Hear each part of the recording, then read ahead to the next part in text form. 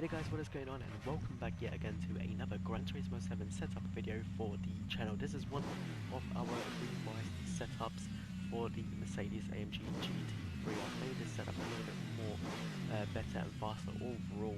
Actually, I think I shaved about 5 seconds or so on Nordschleife with this setup now. It is a lot more planted and actually drives really well. It's not snappy anymore, it's just grips so much. So the default setup actually on this car is actually very good as well. I would say this Mercedes AMG is a very good beginner GR3 car. It's just so easy to drive and everything. It's really good.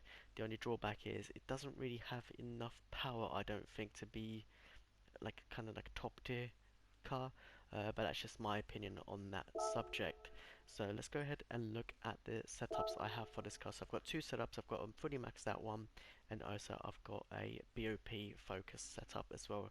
The BOP is focused on medium speed track, so that's what I'm going to use it for, as it's all pretty much all medium speed tracks are more popular around in GT7. So for the max setup, guys, we are using racing soft tires. I do tune my cars on racing hard so I get more feel of what the car is doing and so forth, just get a little bit more um, of that feeling, if you know what I mean. But anyway, so racing soft tires. For the suspension, you want to have 56 at the front and 65 at the rear for the body height. Anti-roll bar is 8 at the front, 7 at the rear. Damping ratio compression is 34 at the front, 33 at the rear. Damping ratio expansion is 45 all around. Natural frequency is 4.05 all around. Negative camber angle is 2.3 all around. Toe angle out 0.05 at the front and in 0.10. Moving on to the differential, you want to have 5 initial torque, 10 acceleration sensitivity, and 25 on your braking sensitivity. Moving down to aerodynamics, you want to have 450 at the front and 600 towards the rear. ECU output is 100, power restrictor at 100. Now the transmission on this you can set at 320 or 330 kilometers an hour. I find 320 to be just right.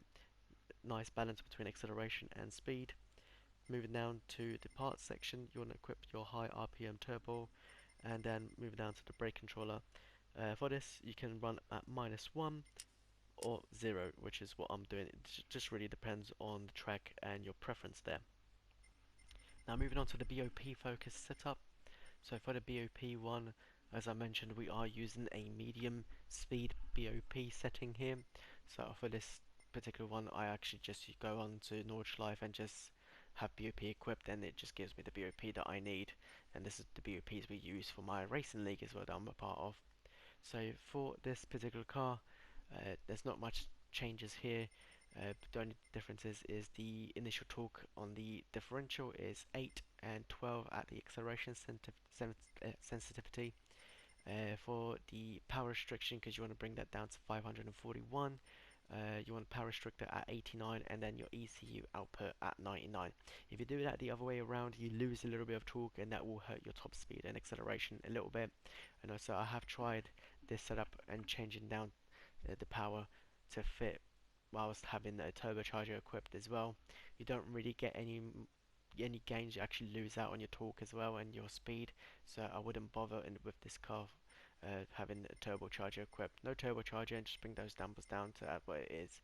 It really is that makes this car a little bit more competitive.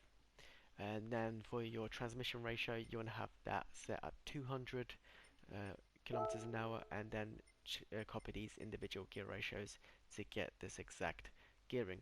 So that is it for this setup for the Mercedes AMG GT3. Now I'm going to leave you guys with a reference lap around Catalonia.